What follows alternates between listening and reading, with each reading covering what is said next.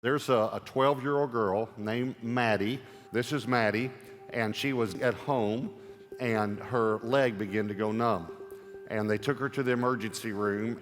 After 2 MRIs and consults with neurosurgeons, the doctors told the family that based upon the location and test results, if she ever walked again, there would need to be a lot of rehabilitation.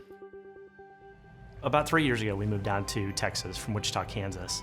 At that time, we didn't know anybody down here. The very first day we walked into Gateway, we felt right at home. We did have a concern because of the size of the church. We've always been in a church of 300 or 400, so we were concerned when we first came if we'd have those closer relationships we'd always had in the smaller church. Our kids got immersed into the technical arts ministry, and they started volunteering as much as they possibly could.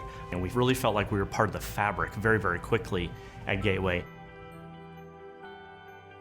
Madison, our 12-year-old daughter, was walking through our house late one night, and she collapsed on the floor and had a seizure. Vanessa was yelling at Madison, trying to get her to respond because she was unresponsive. Joshua was right there. He had his phone, and he picked up and he started calling 911. I was calling 911 about 10 seconds behind him.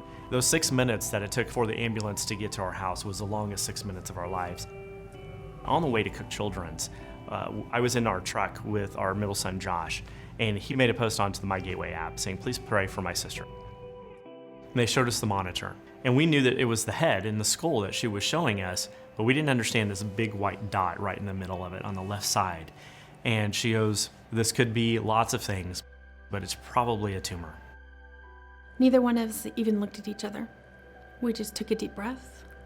We walked back into the room where she was, and we both hit the floor, praying. The doctor came in to tell us all that happened. My mom just came up to me and said, "This isn't the story we would have chosen, but it's the story we have." All of a sudden, we were surrounded by people that were just ministering to us. Pastor Aaron Cryer and his family were there. Pastor Zach Neese shows up with his guitar and just starts doing a full worship set. And people from the children's ministry and student ministry and cards started coming in. And we were overwhelmed by the outpouring of people responding on the My Gateway app. The next day, we went to go have surgery. The nurse came and grabbed us and took us to the pediatric intensive care unit waiting room where the neurosurgeon was there. He goes, it's not a tumor. And we asked, what do you mean? He goes, I don't know what this is. In fact, we've sent all the stuff off, and all we can come up with is that this is some type of goo. Your recovery has been nothing short of miraculous.